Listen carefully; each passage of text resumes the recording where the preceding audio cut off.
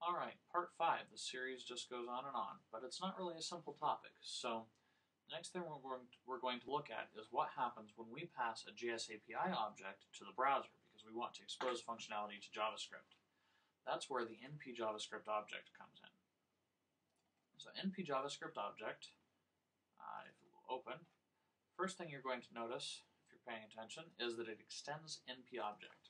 Now in NPAPI, and if you're not familiar with this, check out npapi.com/tutorial3 to read my blog post that I wrote a few years ago, or a couple years ago, about NPObjects. NPObject is the mechanism by which an NPAPI plugin can expose functionality to the browser. So what we're going to do is we're going to, now similar to the plugin itself, it provides a structure of function pointers that the browser can use in order to know what to call.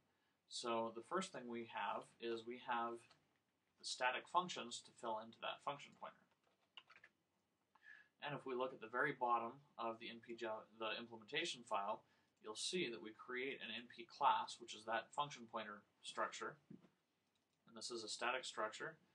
We have the version, and then we have those functions. Now we're going to do very similar to what we did with the plugin.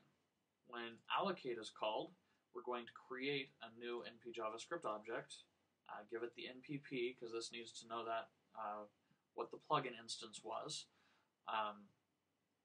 and we're going to return it as an NPObject pointer. Deallocate is going to static cast it back to NPJavascriptObject and delete it. That's how we do memory management, so that when the browser releases it, our object gets deleted. Then there's some other things: invalidate, has method, invoke default. On all of these things, we're going to take that NPObject, static cast it back to an NPJavascriptObject, and then call invalidate on that. That way we don't have to pass around this NPObject because we are the object. It's just this. It converts it from the C API into the object-oriented API. So, that said, let's go back up here.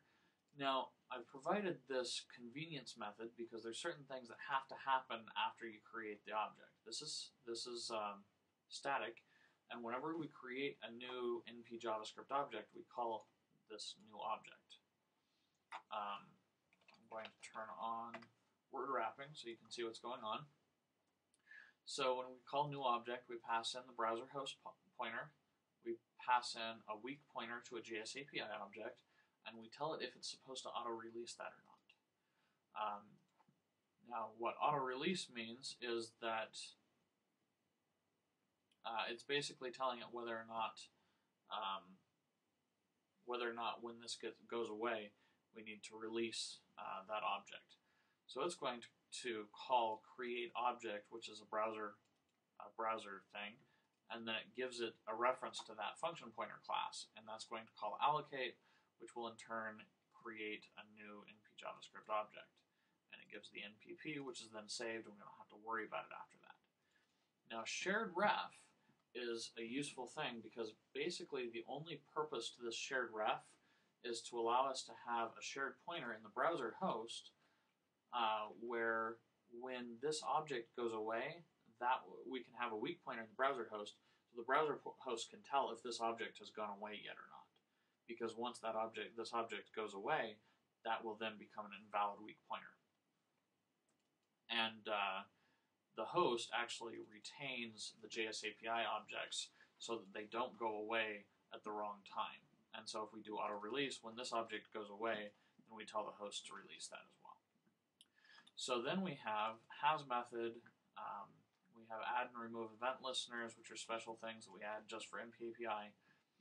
What we're going to do, and I'll leave it as an exercise to you to look through this and see exactly how we do this, but we have this JSAPI object. We're going to now try to convert all of the NPAPI functions like has method and invoke default, has property, get property, set property, remove property, enumeration. We're converting all of these into JSAPI calls and providing that abstraction layer that goes in the middle. And as part of doing this, we're also going to have to convert to and from invariants, which are done by making calls to the browser.